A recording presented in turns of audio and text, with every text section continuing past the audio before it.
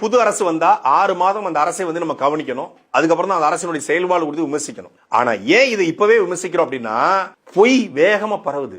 உண்மை ரொம்ப நொண்டி நொண்டி போய்கிட்டு இருக்கு. வேகமா போய்கிட்டு இருக்கு. அந்த வேகமான பொய்யே உண்மையாக மாறி அதுவே வரலாறாக மாறிடக்கூடாது. ஒரு 1000 பேர் 10,000 பேர் சேர்ந்து ஒரே பொய்யை மொத்தமா சொல்லும் போது அதுதான் சமூக வலைதளங்கள்ல உண்மையாக மாற்றப்படுகிறது. அதனால தான் இதை உடைக்க வேண்டிய தேவை இருக்கிறது. இந்த கேமரா இருக்குல்ல, இது நாம் தமிழர் கட்சி வந்து சட்டைப்பையில வைக்கணும்னு சொல்லி பல வருஷமா சொல்லிட்டு இருக்கு. கேரளாவோட நடைமுறைப்படுத்திட்டாங்க.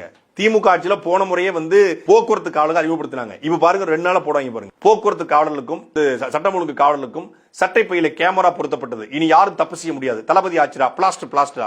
அரசு மருத்துவமனையை இனி அரசே எடுத்து நடத்தும் பிளாஸ்டா. கல்வி கூடங்களில் மதிய உணவு திட்டத்தை அறிமுகம் செய்த தளபதி விஜய் அவர்கள் வாழ்க. மதிய உணவு திட்டத்திலே முட்டையை போட்ட விஜய் வாழ்க. மாணவர்களுக்கு காலனியும் மாணவர்களுக்கு சீருடையும் வழங்கிய தளபதி விஜய் வாழ்க. தளபதி விஜய் பிளாஸ்ட் வெறித்தனம். இவங்க ஆட்சிக்கு வந்து 4 நாள்ல பண்றத இதே ஸ்டைல்ல இதுக்கு முன்னாடி ஒருத்தர் பண்ணினாரு. யாரு தெரியுமில்ல? இவருக்கு அப்பா டெல்லியில இருக்காப்ல. குஜராத்தை முழுமையாக மாற்றிய நம்முடைய மோடிஜின்னு போட்டாங்க. நான் பார்த்து மிரண்டேன். என்னடா அது, பில்டிங் எல்லாம் பயங்கரமா இருக்கு, எல்லாம் வெளிநாட்டுல இருக்க மாதிரி இருக்கு. ஒருத்தன் அதை புகைப்படத்தை ஜூம் பண்ணி போட்டா அது கம்ப்யூட்டருடைய இது மதர் போர்டு.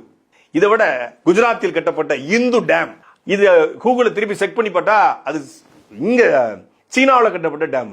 சீனா டேம் தூக்கிட்டு வந்து இந்து டேம் கட்டப்பட்டிருக்குன்னு ஒரு போட்டோ போட்டுட்டாங்க. அதே தான் இவங்க 4 நாள் ஆன உடனே அது நடந்துருச்சு. இப்போ எடுத்து போடுவாங்க பாருங்க. ஒரு 10 நாள்ல பாருங்க ஒரு பெரிய திக் ஃபாரஸ்டா இருக்கும். தளபதி ஆட்சிக்கு வந்தவுடன் வளர்க்கப்பட்ட மரங்கள் அப்படின்னு போடுவாங்க. ஒரு மழை வர்றதுக்கு 30 வருஷம் ஆகும். அவங்க அதுதான் தெரியாது. அந்த அடிப்படையெல்லாம் புரியாது.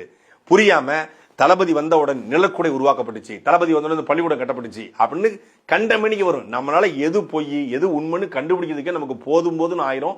அந்த அளவுக்கு பொய்யை பரப்பக்கூடிய கும்பல் அதிகமா இருக்கு. அது உண்மையான கண்டுபிடிக்க கும்பல் குறைவா இருக்கு.